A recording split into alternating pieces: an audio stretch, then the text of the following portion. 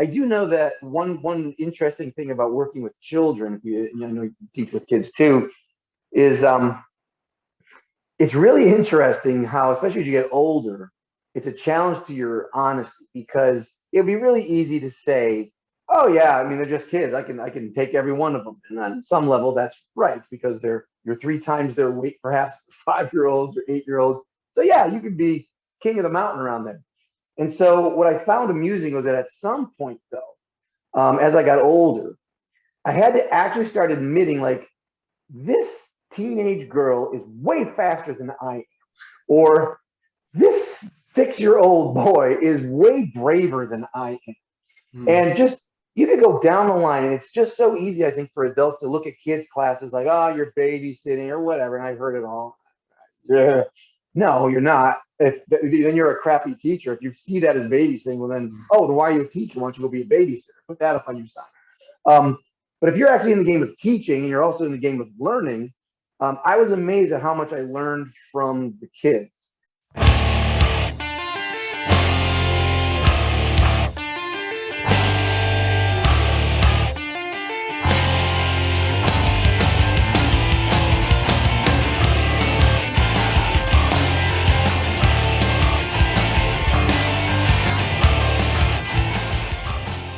Back with another episode of Conversations from the Hearth. Today we're joined by Sensei Ando, who has a pretty awesome YouTube channel called Happy Life Martial Arts. We're very honored to have him with us. Sensei Ando, how are you doing? Good morning, gentlemen. So nice to see you. Thanks for asking me to join you by the hearth. Very Yay, nice idea. honors all ours. You know, our YouTube channel is tiny compared to yours, so thank you so much for coming on. Can you tell us a little bit about your training history and what's kind of taking you to where you are today? Sure. In a nutshell, I was a young man who was looking for direction, and martial arts seemed to answer a lot of the needs that a young man wants. I saw Bruce Lee. That's a common story, and I just thought this guy seems to have his act together. Control his body. He's got tons of confidence. He's not a big guy, but he seems to own the room when he walks in. And as a smaller fellow, thinner fellow, I thought that was very seductive. Like, okay, so what did he do to get that kind of charisma and confidence and control? If you're telling me it's martial arts, then by God, I will follow martial arts. And in that silly fashion of copying before you find yourself, I went out and bought one of the traditional Chinese looking suits that Bruce Lee would wear and the kung fu shoes and set up shop in my garage. And I think I actually heard you discussing once the difference between art and craft and how you hold craft to be even higher than art, because you learn from the masters first. You copy first, and then you can find your own path. So I will admit that, yeah, Bruce Lee was a huge influence early on there. I found his Dao Jeet Kune Do, and any exercise he talked about or anything I could see him doing, I wanted to do that because I thought that was the path. Like, you have to do that. And then, of course, as you get older and you start realizing that you're not that person, then the new challenge comes up. Well, then who are you? And then you realize that was actually Bruce's message all along. It's just be you, be the best version of you that you can be. Express yourself. Don't express a copy of me. So that's when the art of just being me, for whatever level of art that is, then that's where that begins to emerge over the next couple of decades. So there's your nutshell of it. Started with Bruce Lee, and now it's just me. Wow, that's awesome. When did you start training in martial arts? I was in my mid-teens. I have a brother who's a year younger than I am, but is always bigger and stronger. So in that way, we, like Tiger Cubs, we were always practicing. Just no hitting in the face. That was the only rule. Otherwise, anything goes. But then actually getting into it, when I saw Bruce Lee, I was probably 14, 15, something like that. And at the same time, my father was not in our household regularly. So maybe it was also a father figure thing, just like, what is a male in this world? Of course, you don't know that when you're a kid. But looking back, I realized, oh, yeah, that's probably it. Need some male energy. Like, who do I pattern myself after? At the time in the 80s, all the muscle movies were in, Arnold Schwarzenegger and Stallone. And like I said, my brother was always bigger and stronger. He seemed to be able to sleep in and have a bowl of Fruity Pebbles, and he would pump up and get buff. And I would train my ass off doing all those things that Bruce told me to do, and I was still a skinny spaghetti guy. So yeah, so I needed that role model. Like, skinny guy can kick ass. I want to be that guy because I can't be Arnold. I tried. I'm still trying. Well, in my late 20s, early 30s, I'm still trying to lift weights and protein shake and eat, and it was so lethargic and expensive and just dumb. Just not my genetics. So again, that's part of embracing. Yeah, but who am I? Who am I? I'm a hard gainer, so don't be the big guy. Be the smart, clever guy. Be the fast, agile guy. I think a lot of people would trade metabolisms with you, sir. So, well, you know, as you know, there's pros and cons to everything, right? So, but I'm happy to have gotten this far. Thanks for asking. That's awesome. So you started out in Taekwondo then when you were like 13, 14 years old? And then when did you transition over to Kung Fu? Well, eventually when I left LA after college, my wife and I came out to Los Angeles when I was 23. And that was when I knew I wanted to find something a little different. Taekwondo, I had a great experience in Taekwondo. I've said so publicly before. I'm not a basher. Taekwondo changed my life when I was in Taekwondo. And so I will always respect that system and that teacher and where I came from. That said, I realized who I was becoming. I didn't feel the methodology was answering my particular needs. So when I came out to Los Angeles, of course, there were so many more choices. And it was tempting because when I moved out to the West Coast, there were Taekwondo schools who would recognize the black belt. And I'm like, oh, you're a young guy. I earned that black belt. Oh, I'd really like to still be wearing a black belt. But I also knew that it wasn't going to be my future. I couldn't keep it up that way. It just wasn't for me. So I spent a year just taking a tour. It takes that long to get through all the martial arts schools. No, I just went around everywhere, and sometimes with binoculars through windows, sometimes stepping in, just anything I could to kind of, well, what are you guys doing? Well, what are you guys doing? And just taking my time. And it took me about a year. But then, of course, the last one was the one I'm still with. I found a Kung Fu school that answered. I thought immediately, oh, that's it. That's what I was looking for. So, and then I stayed with that lineage up until now, and branched off here and there and had side studies and side dishes to the main course. But ultimately, I had to put it down. Kung Fu, I guess I would have to just say Kung Fu. But again, that's very limiting. And the goal is always to be better as a person. And then all of these styles are just tools to help you develop yourself as a person.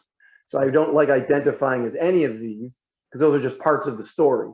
So it's like lifting weights versus running versus jumping rope versus, they're all good for something. None of them define you. So Kung Fu, karate, Taekwondo, I don't really care, just as long as you're training hard and honestly, then you'll be developing yourself as a person. That's what I care about. Yeah. So there, I can rant all day. I'm sorry. I have a podcast, so I love talking. I'm so sorry. Yeah. How are you?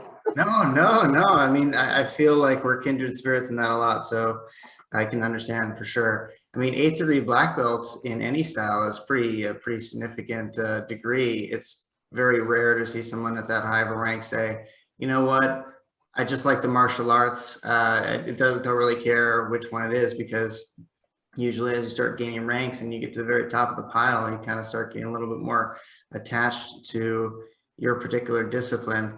And it's a little different these days. We've become that statement has become a little more accepted. But I remember, 25 years ago, there's just so much dogma, and people were just, karate guys would never fight the Taekwondo guys, because if we fought, we'd kill each other, that kind of mindset, But it's nice to see people are starting to understand, what Bruce Lee was kind of getting at a time where it was really controversial to say a lot of the things that he said, especially coming from Chinese society, which is so opposed to that kind of thinking. It's easy for us as Westerners. That's why we made so much progress in mixed martial arts over the last 30 years. But for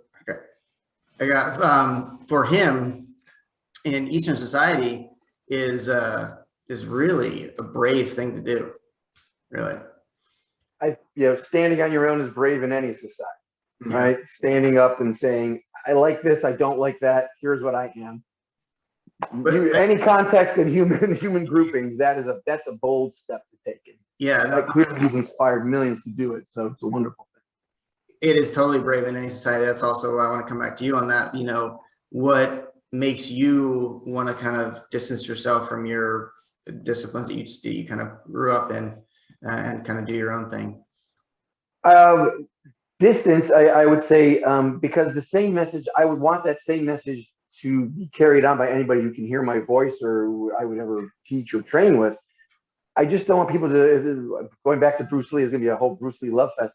It's the difference between staring at the finger and not staring at the moon. It's the wrong thing to be focused on. And it's understandable in the beginning stages of training. I think a lot of people are just lost, maybe as a human being, not just as a martial artist. And so you look for those first signs of security to hold on to, something to grab onto. So you say, I am this style.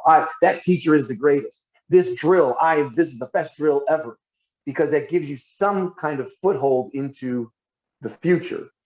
But then after a while, it's the canoe that gets you across the river. You can't carry that thing around with you because that wasn't the point of the canoe. The canoe got you across. Now continue your journey, please.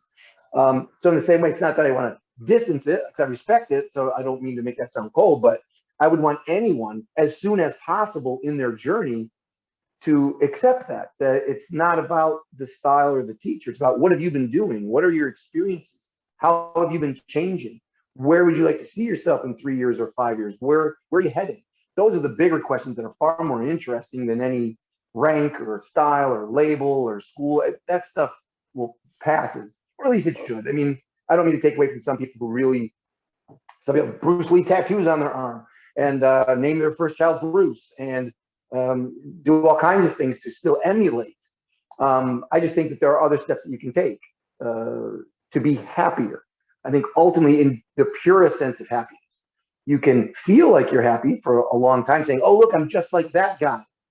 But at some point, life can put pressure on you where that won't be enough, because you're not that guy, and you're going to have to stand on your own, whether you wanted to or not. And if you've already been practicing how to stand on your own, then it's not that big a deal. Win or lose, at least, hey, you went down as you. But to get that mask ripped off and then have to deal with the stress, that could be overwhelming. I think then you'll have a catastrophic breakdown. Wow, that got deep and dark. No, I love it. Okay, so, kind of in researching you a little bit before this, I noticed that you had a karate school at one time. Is that true? Well, right, yeah. When I moved out to LA. Or do you still have a physical school?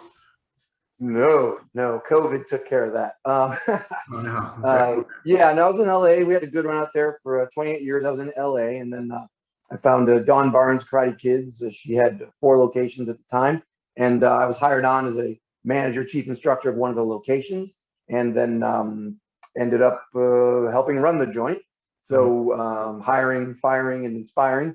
Along the way, owned one of the facilities, co-owned one of the facilities, and once COVID hit, they all within a few months, 4 out of the 5, we had to vacate, break down, clean out, and one location is left. So shout out to all the survivors in Sherman Oaks, California. That's still going, but so hundreds and hundreds of relationships were, broken with staff and the families, and lineage there was broken. I had a really great run there. I still do Zoom classes with the kids at this moment, but yeah, it was an opportunity in some ways. You have to always put a positive spin on these things, otherwise you'd go crazy. It was an opportunity, again, to not reinvent myself, but to take the next step. I'd already been doing the website stuff for over 8 years, and so I could talk to adults more than just kids. And this was God coming in and saying, hey, look, man, you're turning 50 during this lockdown.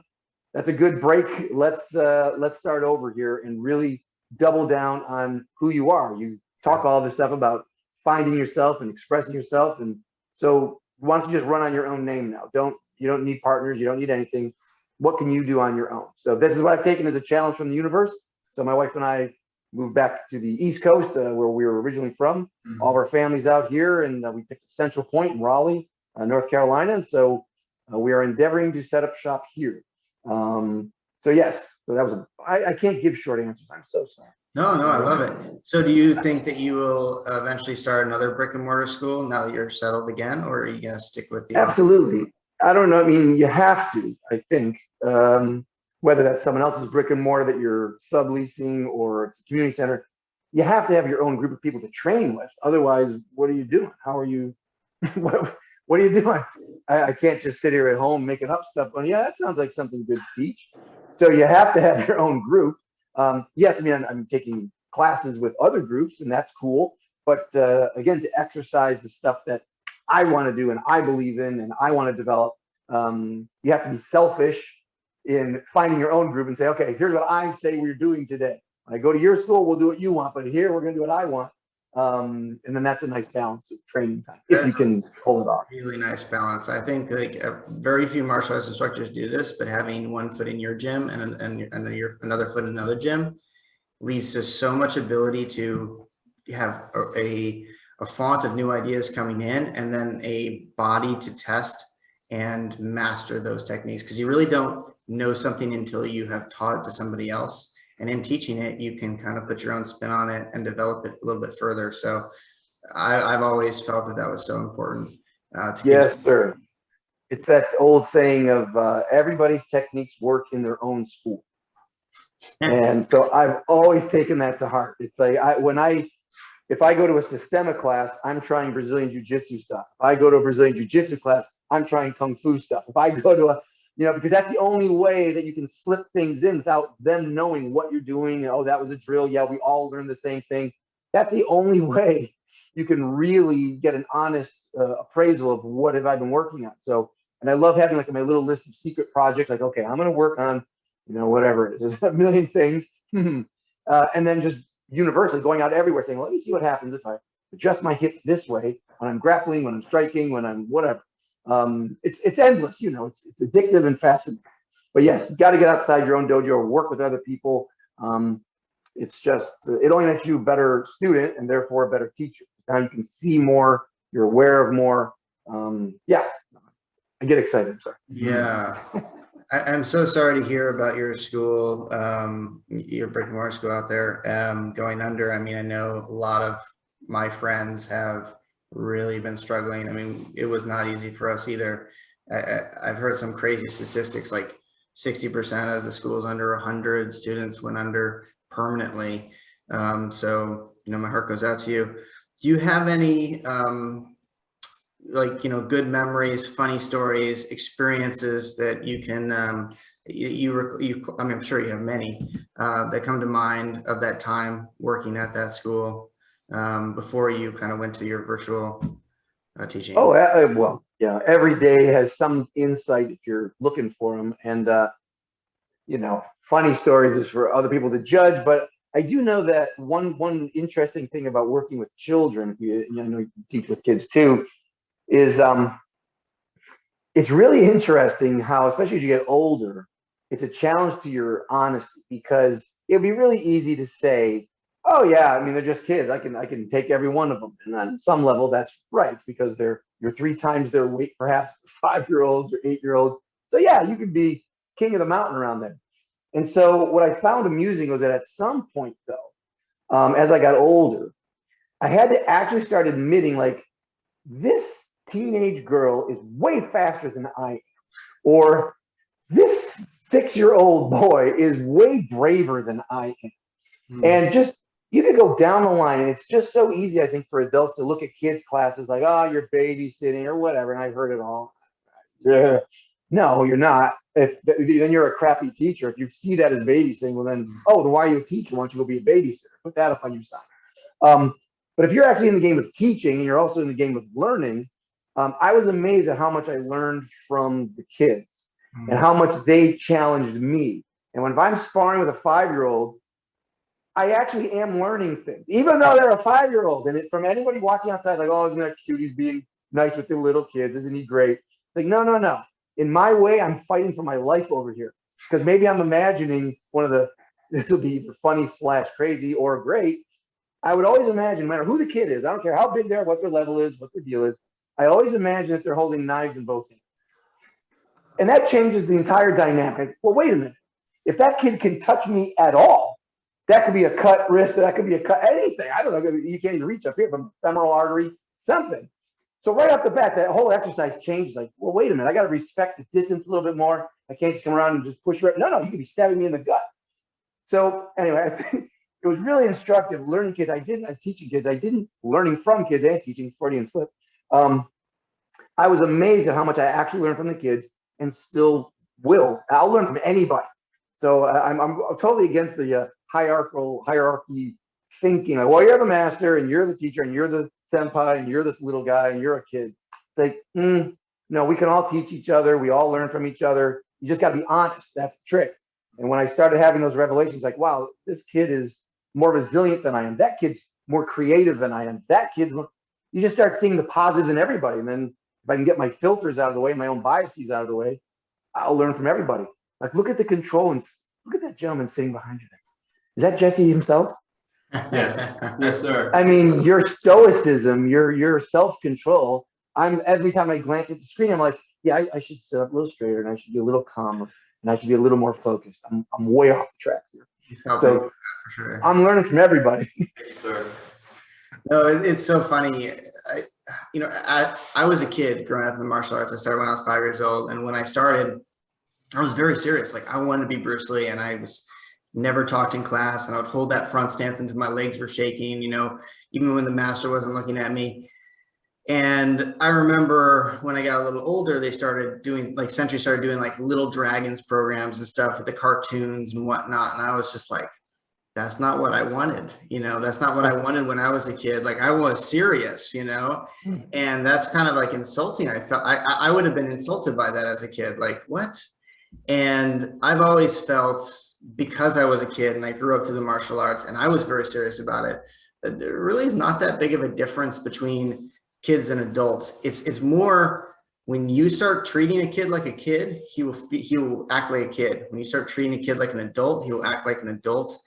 And I found that, in the differences between cultures. I spent a long time living in Korea, and in Korea, when you become an adult, you have so much more responsibility.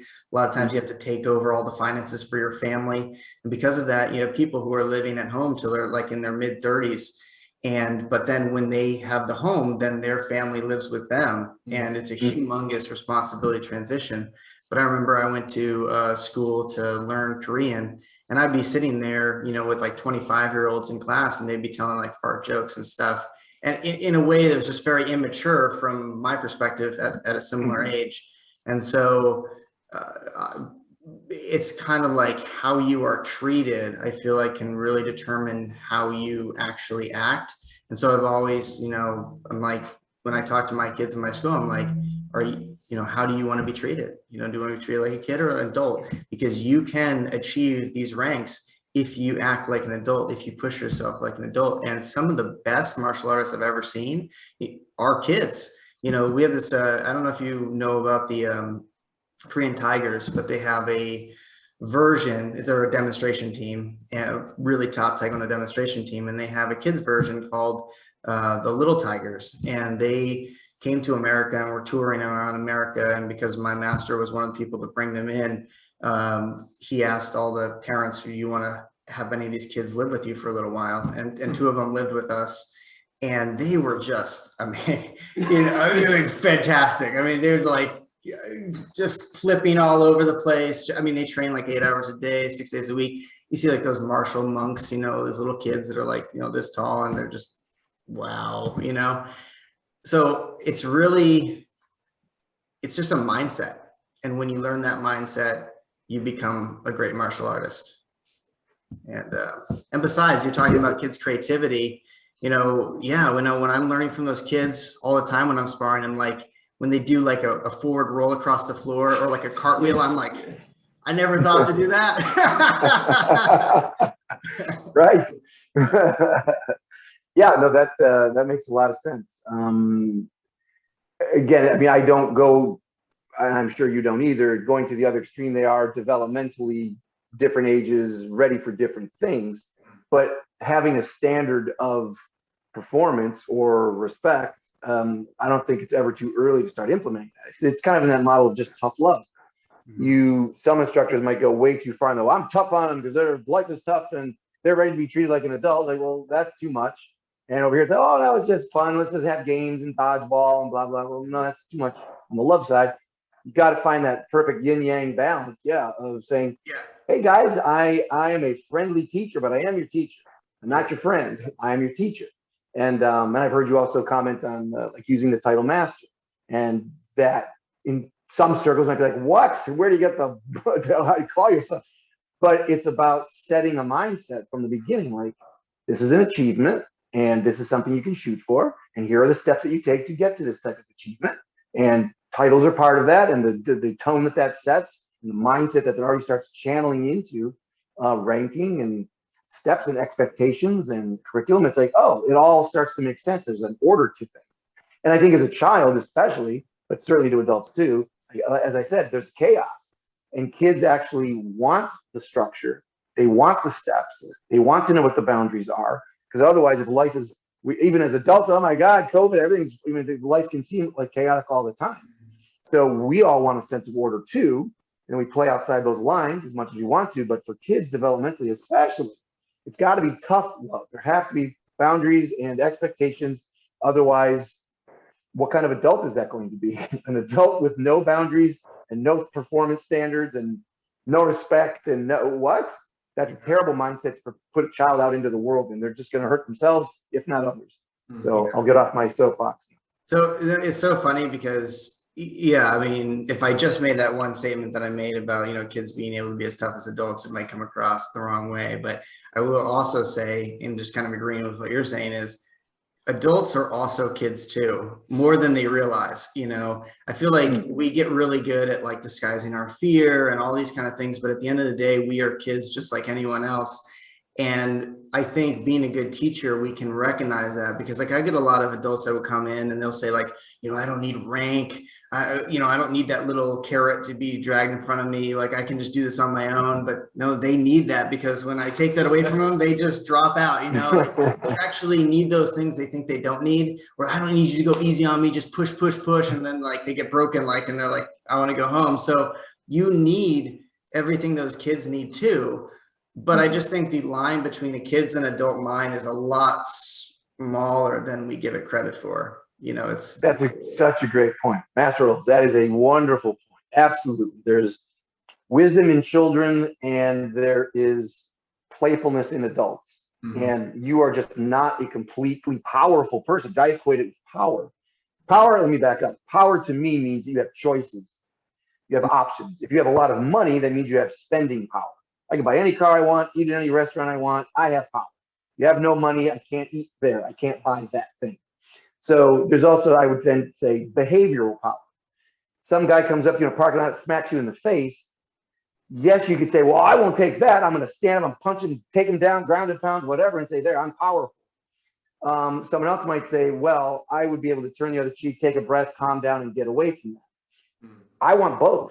I want the ability to destroy him, and I want the ability to make friends with him, and I want the ability just to avoid him, escape him. And if I'm confident in myself as a human being, then I should be comfortable with any one of those. I don't go home and feel ashamed because I didn't fight, or ashamed because I did fight. You can get hung up on either end of the behavioral spectrum, saying, oh, it's too much, I shouldn't, or I shoulda. No. So whether you're an adult who needs to rekindle their childish type appetites, or whether you're a child who needs to grow up a little bit and reach higher, got to meet again in that yin yang. What do I got? Water and fire. I'm always trying to remind myself of that balance, or the yin yang on my little logo, the black and the white, and two sides, two faces. The idea you have to me, ultimately, that's the measure. The measurement of your success as a martial artist and then / human being is the balance, that I have the power of choice, which then makes me unpredictable. So strategically, that's also great. Well, he's the guy who's really good at kicks. I guess what he's going to do, we're going to start sparring, he's going to try to kick me. Now you're vulnerable because people already expect something from you. But if I'm free, really free with my body, free with my choices, free with my creativity, I don't even know what I'm going to do yet. So therefore, you can't possibly know what I'm going to do. And therefore, I'm dangerous if we're in that context. Or I'm going to be incredibly beneficent. I'm gonna is that a word? I'm gonna be incredibly generous in ways you didn't expect, or creative in ways you don't expect, and make a great relationship. Keep it interesting and different. It's a challenge whether you get into a rut as a technician or you get into a rut as a human being. I want to avoid that. I always want to keep looking over the wall, working with different people like we've already talked about, or trying a different style. My intention is not to be great at this. I just want to see what happens to me when I'm here. Take a sushi making class, take a knitting class. Why? You want to be good at knitting? No. I just want to see what happens to me when I go through this process of sitting with people who do this really well, and you try to teach me this. I want to know what happens. Do I become flustered? Do I say, oh, this is stupid? Do I give up? Do I actually get addicted to it and find something to gain out of this fine motor control? To me, it's just, how could you not do that? What are you nuts? Get out there, try everything, see what happens to you when you do it. So I think that you were kind of touching on your logo a little bit, and that can take us into my thing I want to talk about next, which is the development of your YouTube channel. How was that experience? What is Happy Life Martial Arts mean to you, and what were you trying to achieve with your logo? And just tell us about that. Thanks for asking. No one's ever asked that before, so I really appreciate that question. It took me months to come up with it. It's a nice looking logo. Thanks. I'm still working on it. But well, the idea was, I don't know if that's reversed on your camera or not. I think it's okay. Is it okay? Yeah. The main idea was that we have two faces. We have two sides. Our dark side, like if you like, and our bright side. And again, I believe you should be working to have both. So you can use the appropriate tool at the appropriate time. That's it. So that's the suggestion of the yin and the yang, and the two sides of any person. The black eye, of course, represents that it is martial arts, and you're going to take a beating in life sometimes. It's subtle, but it's there. Things don't always go your way. You're going to have setbacks. You're going to get bruised. That's just the way it is. Nobody escapes. Nobody. So it's about fighting, though, because you're still smiling. I take that beating, but I keep coming back with a smile because that's my main weapon. That's my shield. That's my sword. I'm going to keep coming back to a place where I can build a happy life, fight for that. Because, again, to me, that's the measure of everything. You're up here. And if you're dysfunctional, you're upset, you're addicted to the wrong things, something's wrong down here. You needed a different modality, a different tool to get you up to this. So go back down, dip back down a level. Maybe Taekwondo has made you an egomaniac, and I only care about competitions. If I didn't win, then the world's not fair, and that judge is against me. And that's bringing out the worst in you. Maybe you shouldn't be competing right now. Maybe you should go over here to some more cooperative art, or something where they don't compete at all, or whatever that is, and try this path.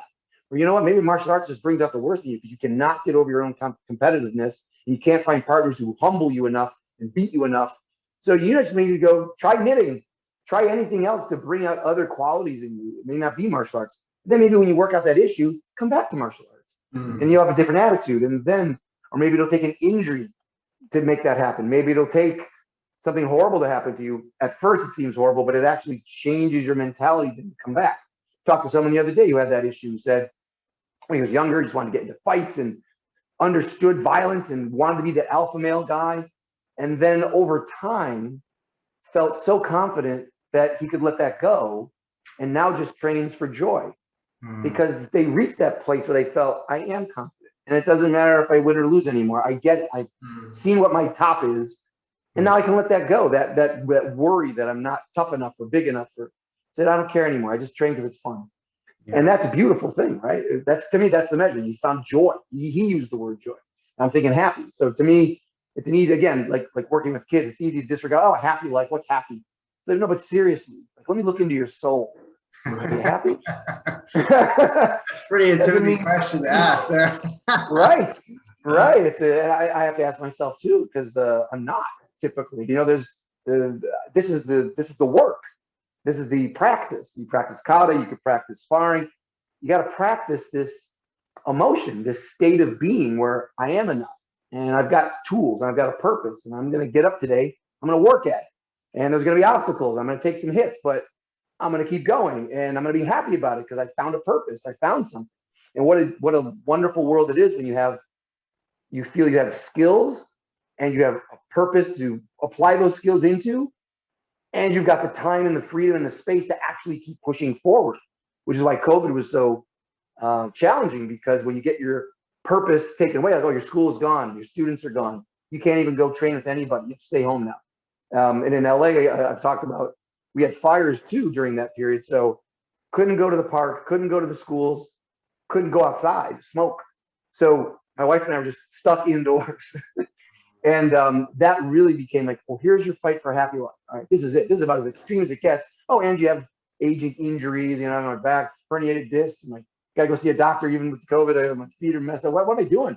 So it really just seems like God is just winning you down to a coffin. This is it. Everything's being taken away now, and now you're nothing. So to face that and be able to go, okay, can I still breathe? Can I still find purpose? Do I still have skills? Can I still get up and find something to fight for? Yes. And it was not terrible, you know, even though, oh, sorry, I lost the school, I think, and nobody in my family died, and I'm still alive. And I was very creative. I did a lot of development internally during that period of time, and I'm very excited about what I'm going to be building out here. So, you know, it's just there's always good out there if you just keep fighting for it. And I'm trying my best, and hopefully, a YouTube channel. I think you asked about that about 3 hours ago. Hopefully, by the idea of the YouTube channel was simply that I got to an age, I was 42 when I started. I just felt that I'd been selfish in having these really great teachers and really cool training partners, having really great breakthroughs for myself, and realizing I don't have any children, realizing, yeah, students live are nice, but we have this platform. If I could just share some of my stories or some of these things that have helped me, maybe someone else will care too. And it was kind of a slow start, but then I'm glad I stuck with it, because then more and more people started liking it and finding a connection to it, which I was totally shocked by and surprised by. But how was the experience then? I would say it's been the greatest experience of my life, because I had no idea how many nice people there were out there. I was very cynical and kind of closed off and over people. And my wife, me, and that's it. Yeah, but YouTube, where I was expecting hate, I mean, I avoided for 2 years. I didn't make any videos. I was just doing a podcast so no one could see me, and I could just write articles. I didn't want to. And then that wasn't going so well, and I started making the videos. And what I found out was it's not even about the content. It's not even like, oh, here's how to do a punch. It's like, there's a million videos for that. What I've gotten the most surprise out of is how many people just say, I like listening to your voice. And no one's ever said that to me before. Or someone just says, I just like your vibe. I don't even do martial arts, but I like watching your videos. And that opened up a whole other aspect to how important all of us are. It's with the people that we're with. You are always a role model, whether you own it or you don't, whether you're aware of it or not, you are a role model. So even if you're standing in line with a bunch of strangers, if I see some looks like she does yoga, or she's a gymnast or dancer, she's got a really good posture, I look at that and she doesn't know I'm looking, but I just go, man, I'm gonna stand up a little straighter right there. I'm taking a bigger breath. There, that feels better. She's made my day better. She has no idea, and it'd be creepy if I went over and told her that. But you are doing the same thing every moment. You bend over to pick up a piece of trash that someone else put down just because you felt like it. Somebody saw it, probably, and someone went, well, that's cool. And now they've got an idea in their head, like, it's cool to pick up other people's trash. And in that way, you're just constantly changing people's lives for the better if you're doing positive things. So making the videos and coming on to talk to you guys, meet you fellas, or hopefully maybe one day even visit your school. It's all just hopefully nice people bouncing off of other nice people, so that we all feel motivated to keep being nice people, so that in that way we have our ripple effect in ways that we can't even imagine. When I put up these videos, I never know what's going to happen. And I mean, regularly I get emails almost every day from, hi, I'm a 12-year-old girl in Vietnam, and your video was so helpful to me today. And you just think, what the hell? There was no way you would have told me that could ever have happened when I started making videos. I had no idea. Now that I feel that power of it, or that reach, I don't know how to stop, because you're like, well, I want to be the guy, one of the guys out there who can hopefully send out a positive ripple of something. Even if it is just my voice or my face, I'm just saying, hi, you don't have to always be miserable in your life. There is a way to be happy, or work at being happy. Here are some tools that have helped me. Maybe they'll help you. If you don't like it, that's fine, but I'm just sharing. And just that act alone of trying to share, trying to help might sound a little self-aggrandizing, but just sharing. You just go back to just share what you got. And YouTube makes it so easy. I don't have to, you click on the video, I don't make you. So I love this idea that I'm here if you want to meet me halfway. If you want to meet, come up. If you don't, well, that's fine. Live your life. So yeah, YouTube has been an incredible experience. And I don't know if I recommend it for everybody, but I'm glad you're on board. Awesome. We're trying. Yeah. But it's funny. It's when I'm listening to you talk, you're talking about these people, how it's not even about the technique. They're just connecting with you personally. It's almost like they are discovering what you mean by happy life martial arts, and the whole goal of your martial arts training being to live and be happy.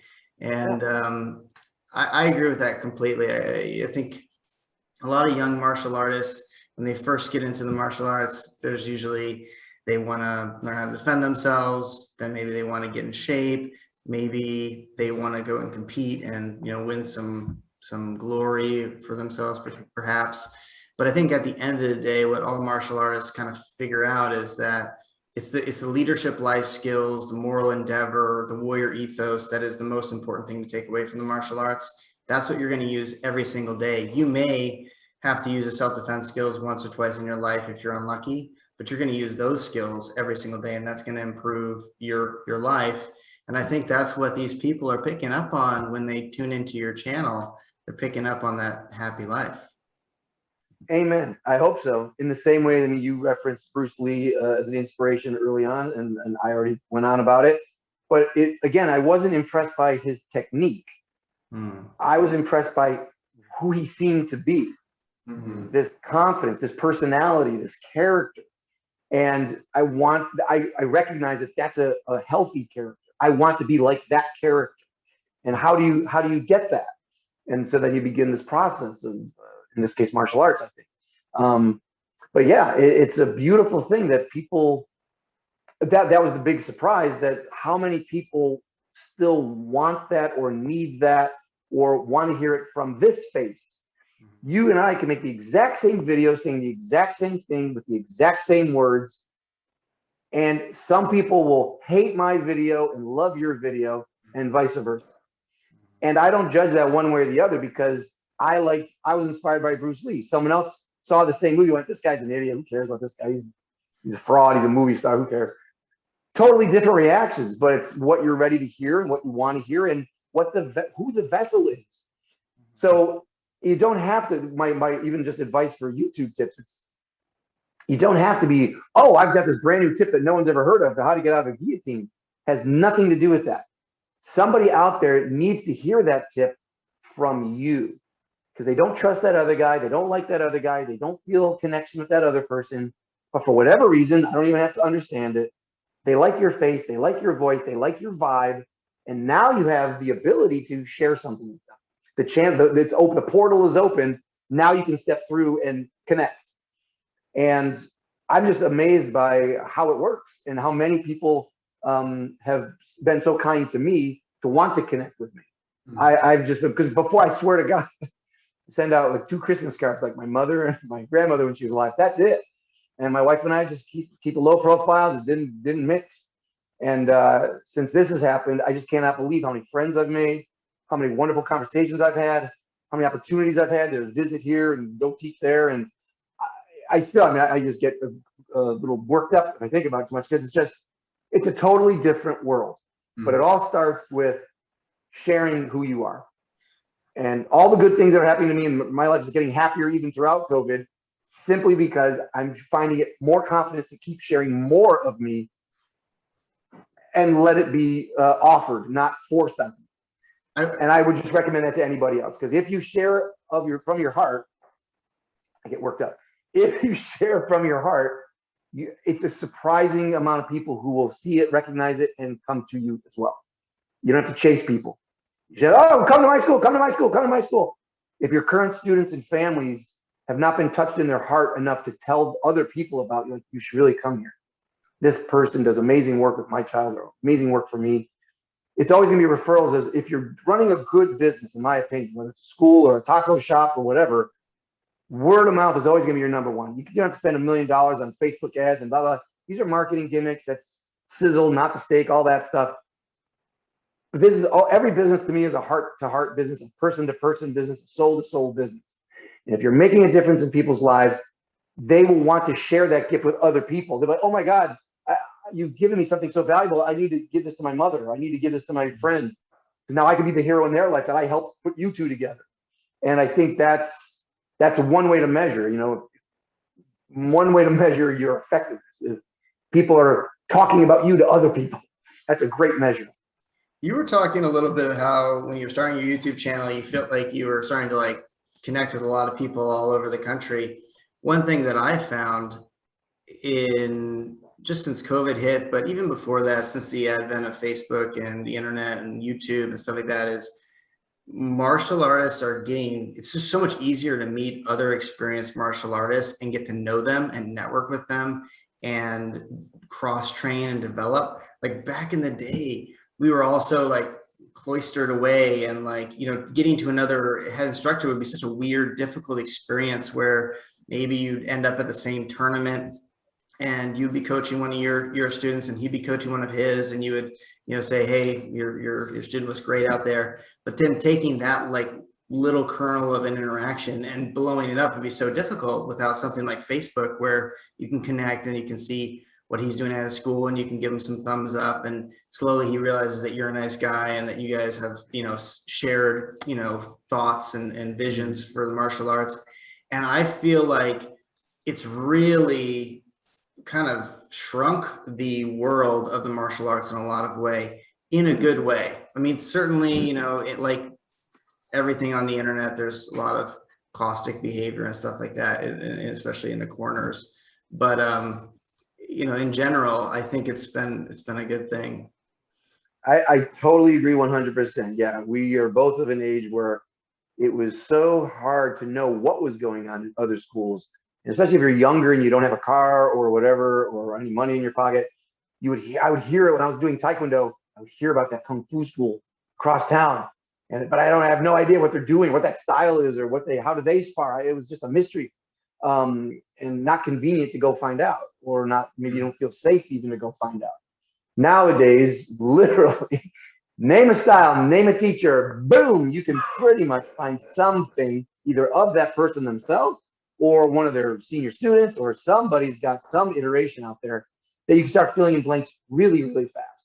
And that's a treasure. Just to see some of the grandmasters that right now, the things that I'm studying, when people reference them, I'm part of this lineage. If you only go back and find even just a clip of a black and white clip of Funakoshi, let's say, doing Naihanchi, because that clip's floating around. Just to see it for a second, like, did he move? Could he move at all? Let me just go frame by frame. What is he really doing? What's his deal? It answers so many questions just immediately, because the picture is worth 1,000 words, and legends, or who knows what the heck those are.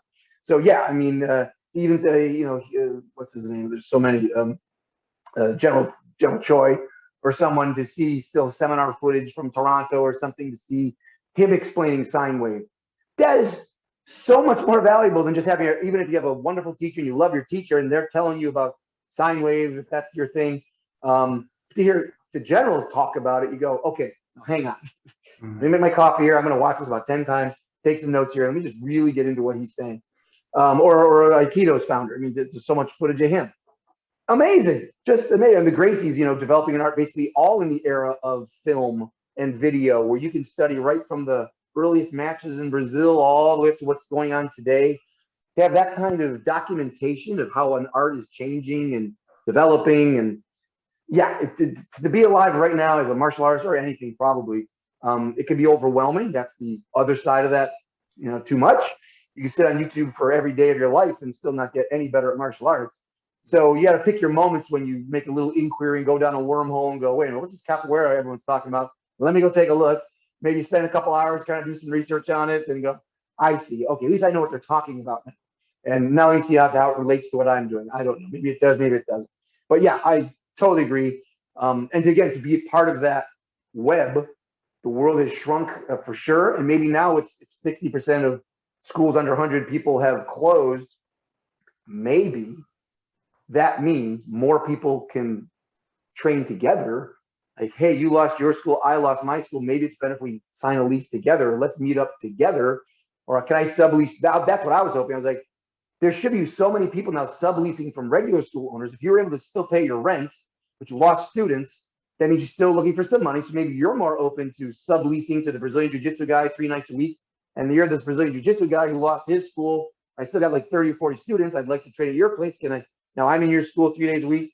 I would love to think that all of these people who are kind of pushed out into the cold are finding warmth by cross-training, cross-sharing, and coming together that way. I think that would be the greatest ramification for martial arts, so we can all kind of play with each other, see what's going on, and realize that we have way more in common than we have that separates us. It's like you say, in the corners, people caustic behavior and criticisms and McDojo this, McDojo that. It's like all that really kind of goes away when you work out with each other. Yeah. Once you go, oh, Okinawan versus Korean versus Chinese, and yeah, but if you just go, let's just touch each other, let's play a little bit, let's see what's going on. Oh, that's cool. Oh, that's cool. Oh, that's weird. Oh, that's cool. That's it. And the world becomes a happier place. That's all. It would be very interesting having grown fully up in this generation. Like, I don't know how that would affect me. I think it's really nice to have had like 1 foot in the past and 1 foot in the present. I will say that I've been hearing, like, maybe starting like 10 years ago, people were saying, oh, you know, you got to get on YouTube. You got to start looking at the videos because there's just like so much out there and it's really helping me solve things. It's like changing how we learn and develop as martial arts. People were telling me this, like people in, you know, the high level martial arts community.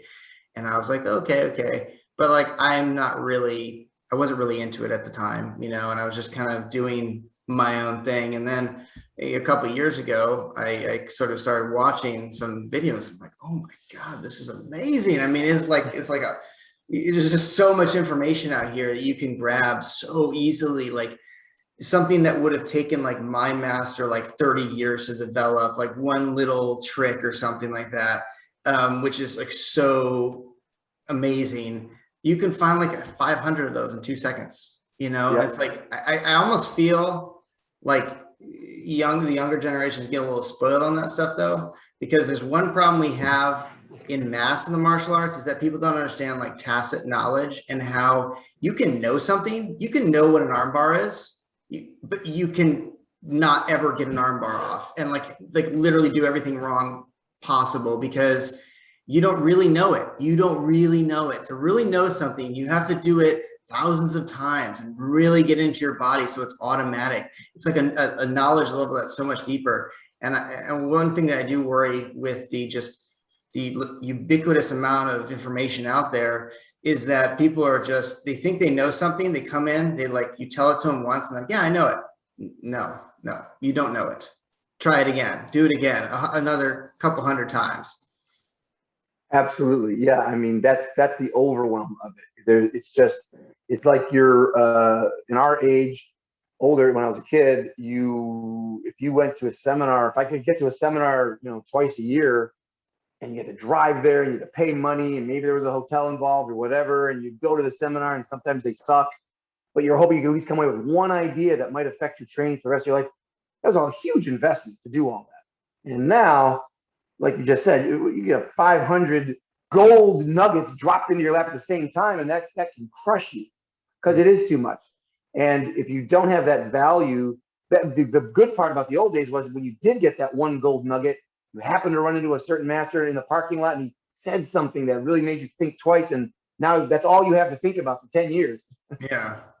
That will change your life. But when you hear 10 masters in a row, tell you 10 incredible things, you don't remember any of them. You just go to bed or you just go back to your training. You're like, I don't remember, because it's not even possible to. So it's absolutely important. That's where the old school work ethic is never, it's not old school. That's a continuum. Like you said, I mean, it's just the way human beings are. There's knowing, and then there's knowing, and then there's knowing. Yeah. And there's no replacement for it. There's just zero replacement for practice. And in some ways, I mean, I think human nature is always the same. That's always my bias coming into any conversation about anything. I believe humans are always the same, always and everywhere. So in the old days, great. Okay, you have 50 people in a Taekwondo room and they're all working out. But are they really? You might have, you know, there's always like the small percentage of students who are really in it to win it. They listen, they take notes, they train at home, they come back hungry with questions. They're on it. And then you've got the ones over there who probably won't even be here next week. So that's over there. And then the bell curve in the middle. depending on their life situation, how much time or money or enthusiasm they have or injuries, or they're kind of in there, they're kind of not. One foot's out the door all the time. They're just, they're nice people, and I always say a little martial arts is going to make your life a whole lot better. So I'd rather that you're training than not training. But I think the percentage of people who are actually in it to win it, want to be like lineage holders, who want to be that guy who can say, I'm going to share this and be the best I can be at this, I think that's always been small. So even though, this new generation has tons of information, there's still that small percentage who understands how to work, how to train, how to modulate their time between videos. Maybe they don't even watch videos. They still just come to school and just train every day, and they're getting better and they're earning their stuff. And then you have all the other people who are chasing bubbles and, oh, new shiny toys, and there's a new trend, and I'm going to go do this. But that's just human nature. They were always going to be lost no matter what the technology was, because in their core, they're not willing to just do the hard work that, again, develops you as a person, changes you as a person. You got to be really brave to do that and let things go so you can gain something different. I think that percentage of people were willing to let go and feel secure enough to be somebody different and to lose and to be humbled. I think that's always been a small percentage. Oh yeah, for sure. I would agree. Well, Jesse, you've been kind of quiet. Do you have any questions for? I have just Sensei? been really enjoying this conversation and, observing from the background, being able to just listen to you both talk has been wonderful. In terms Can you speak for your generation, Jesse? Did we just doom your generation? No, not doomed. I am definitely of the age group. So I'm 22 right now. I'll be 23 next month. And so I'm sorry. in the age group where, I don't have a foot in the past, right? So I've grown up with being able to look things up, and, it's true. The conversation that you just had is the truth, because I will go out and I'll try to look for something, and for a long time in my life, it wasn't just on YouTube, but just, you go to the grocery store, you go out into the world, and there's so much noise. There's just so much like, look at me, look at this. And, coming out of high school, entering adulthood, I had to really learn how to navigate that, because we're pushed to go for more, right? Get as much information and experience as you can. And I had to realize that if I take everything in, like you said, the 500, gold nuggets in your lap, it's going to crush me. So maybe not so much questions, but just appreciation of the conversation that was had, and speaking from my generation, I hear it, and I hear the truth in it, and I hear the wisdom in it. I really am grateful for it. So You're very kind, Jesse. And I would say, if I can just go back to one thing you said, that when you say you don't have a foot in the past, of course, historically, yeah, you can't grow up in the 70s or Yes. the 80s like maybe we did, but you do have a foot in your past, right? And even just your haircut's different from the website picture. You should update those things. Just already, I had no idea that you were 21, 22. I thought you were older. Your spirit seemed older to me. And certainly your professionalism and emails and all the things setting this up, you're a very impressive young man. But I would think that even your foot in your own past to when you were, well, even last year, probably 5 years ago, certainly 10 years ago, you can already chart quite a story without even going to personal details about you. I don't know, but I will bet that your development as a human being, which is the top goal, I'm sure as a Taekwondo artist, you are far different. You could talk about that very clearly. And maybe it'll take a little more time, or just got to sit down and say, oh yeah, wait a minute. I used to be this kind of guy, and now I'm not. Or I used to have a problem with this, and now I don't. And now I found this new ability that I didn't know I had. So I would still say, yeah, reflecting on your past, your history is still really a rich way to spend some of your time. And sometimes we lose sight of it because you are thinking about the next thing, the next rank. I want to be a teacher. I want to be the best teacher. I want to learn these new forms, or I want to go dabble in that other art. And you're so future focused that you can feel like, I'm not enough now, and I didn't do much, and I'm not doing enough. And looking back, keeping that foot in the past, recognize I do have a foot in the past, my past, and look how far I have come. And I think that will always give you that, a little bit of a calm and a little bit of a secure footing to then launch into the future much, much stronger. Because I can already tell that you're not the same guy that when you started, I can tell. And good for you, and congratulations to Master Olds for helping. If he's part of that journey, then that's a wonderful team you got there. Well, thank you so much. I feel like that's a good note to end on. A little wisdom from Sensei Ando.